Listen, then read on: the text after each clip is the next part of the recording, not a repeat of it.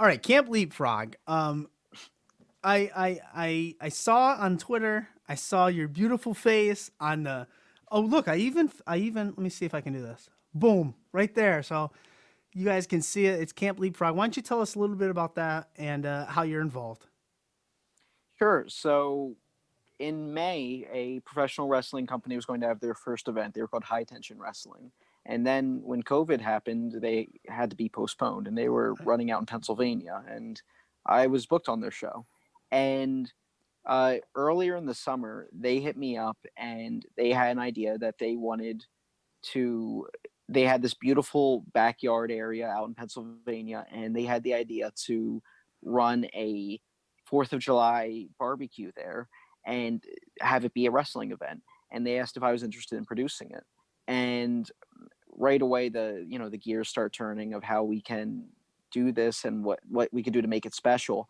And if you'll, this was in early June when this happened, when they first brought up, and um, towards the middle of it, the speaking out movement happened, Yeah. which it put a pause on a lot of things Yeah. happening in pro wrestling at the time, so we could kind of all of us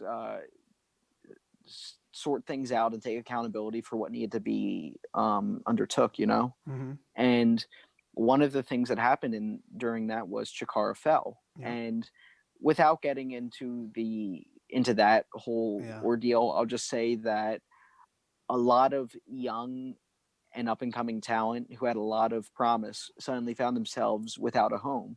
And if you're a more veteran performer who's been doing this a Yeah. while, and a company going out of business, that's kind of nothing new. It happens, even if it's one that's really special, even if it's one you take a lot of pride in being involved with.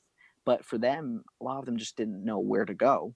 So my first thought was finding a way that I could kind of bring everyone together who is left without a home, to say, hey, Chikara, I was just watching Thor Ragnarok the other day, Yeah. and one of the sentiments was that Asgard isn't a place; it's a people, Yeah. and it's wherever we kind of stick our flag in the ground and call home. And the spirit of Chikara is the same way. And even if it's not Chikara by name, even if it's disassociated with a lot of the people who were problematic, just the core people who believed in that ideal that wrestling is for everyone. It should be inclusive, and we can tell our own brand of long-term, varied story narratives. Uh, we all still have a place together, and that was my first goal with Leapfrog, was let me take this opportunity to bring us all together, back together, and just have a place to talk and be okay. And in the very early stages, so I'm doing a watch through right now with my girlfriend of a Nickelodeon cartoon from 20 years ago called As Told by Ginger, I which don't know that one. is incredible, by the way. And we got to an episode that it was called Season of Caprice. It was a multi-part episode about camping, and it was just such a fun, nostalgic ride of just everything you see in those 80s and 90s comedies Yeah. of just it's so heartwarming, and it was so like such a good feeling to experience in the middle of the pandemic, in the middle of the speaking out movement, just being able to step away from everything and enjoy it. Yeah. And I was, the idea of it being a Fourth of July special came and went because of taking that time to sort things out and recover.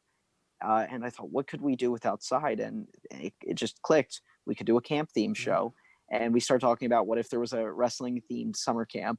And Anthony Green, one of my best friends, he Yeah. was originally scheduled to appear on Yeah. Leapfrog. He was unfortunately unable to make it, but he was the one who came up with the name Camp Leapfrog.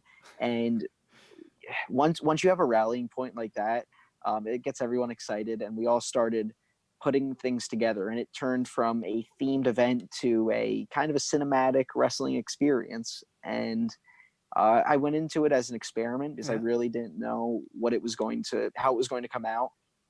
And reviewing it now, there's a couple of things I would go back and change if I could have. Nothing major or things I know for future, but I'm really thrilled with how it all came together, and I'm beyond excited to see how the world reacts to it tomorrow night when it debuts, 10 p.m. Yep. on IWTV, which So IWTV, for anyone who doesn't know, it's like the WWE Network, but it's Yep. for independent wrestling, and it's incredible. Not only does it have a catalog that goes back to like the 80s, and has Japanese stuff, Canadian, Mexican, American. They're still filming content, and they go live with GCW or ICW No Holds Barred or Beyond Wrestling and plenty of awesome things. And it costs $10 a month, but with Leapfrog, they were nice enough to allow anyone who wants to watch Leapfrog. They just sign up for an account with code name Leapfrog, and they get 5 days free. Which, whether you want to stick around or Yeah. not, Leapfrog is available for everyone, regardless. With no, and I'm not saying this to like as an advertisement. I think that was legitimately a really cool thing of them to do, that they were able to support us and help us get this distributed. They believed in this vision, and they've made it so that literally anyone could watch it at free of charge. I'm really psyched about that, to know that there's no paywall. If you want to see Leapfrog, if you want to be part of that fun, that end of summer nostalgia, you can be a part of it.